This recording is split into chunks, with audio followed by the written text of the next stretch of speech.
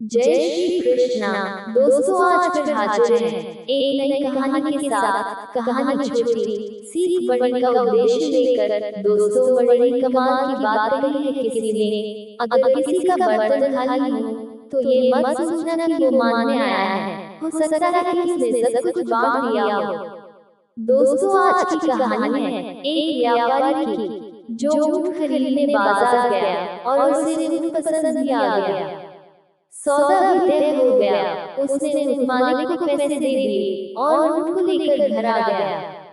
घर पर व्यापारी का एक बहुत ही खास नौकर था, जो सारा काम संभालता था। नौकर को पता चला कि नया ऊँट आया है, तो उसने ऊँट की छड़ी हटा दी और वह आश्चर्यचकित रह गया कि उसे उस छड़ी के नीचे एक थैला मिला। जैसे ही उसने थैला खोला तो देखा कि उसमें हीरे जवाहरात थे। वह हैरान हो गया, दौड़कर मालिक के पास गया और बोला, मालिक आप सिर्फ ऊँट ही नहीं लाए हैं, कमल की थैली में ढेर सारे हीरे भी लाए हैं। व्यापारी ने कहा, ये तुम क्या कह रहे हो? तो उसने वो थैला व्यापारी को दिखाया। व्यापारी ने कहा, ये थैला वापस बांध दो, मैं उस बेचने वाले को देकर आता हूँ। नौकर ने सोचा कि मालिक कितना मूर्ख है, उसके पास बहुत पैसा है, इसलिए वो उसे वापस देने जा रहा है। उसने कहा, किसी को क्या पता चलेगा, सौदा हो गया, तुम ऊँट ले आए, अब वापस क्या देना? किसी को क्या पता चलेगा? व्यापारी ने कहा, नहीं नहीं, मैं वापस चला जाऊंगा। व्यापारी वो थैला लेकर वापस बाजार चला गया और ऊँट वाले को ढूंढने लगा।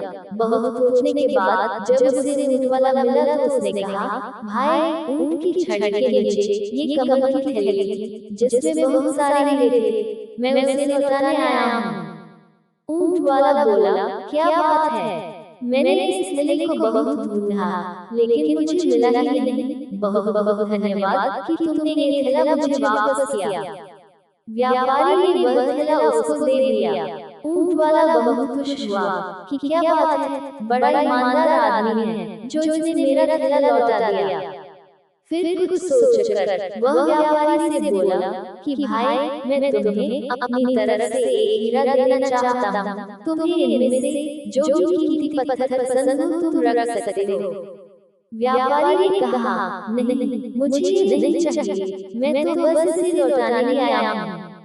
ऊँट वाला नहीं माना, उसने कहा, नहीं, तुम्हें रखना पड़ेगा। व्यापारी ने कहा, मैंने पहले से ही 2 हीरे अपने पास रखे हैं।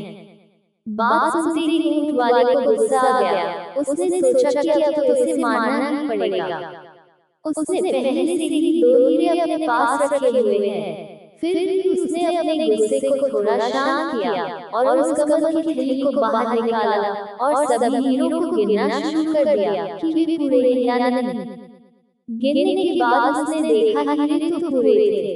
तो उसने व्यापारी से कहा कि तुमने झूठ क्यों बोला, ये हीरे तो जितने थे उतने ही हैं, फिर कौन से 2 हीरे तुमने रख लिए? व्यापारी ने कहा, मैंने तो सबसे कीमती हीरे अपने पास रखे हैं, जिनमें से एक है ईमानदारी और दूसरा है स्वाभिमान। दोस्तों, एक छोटी सी कहानी है ये, जिसका सार है कि जीवन में पैसा ही सब कुछ नहीं होता है। हमारी ईमानदारी, हमारा स्वाभिमान सबसे ज्यादा मायने रखता है।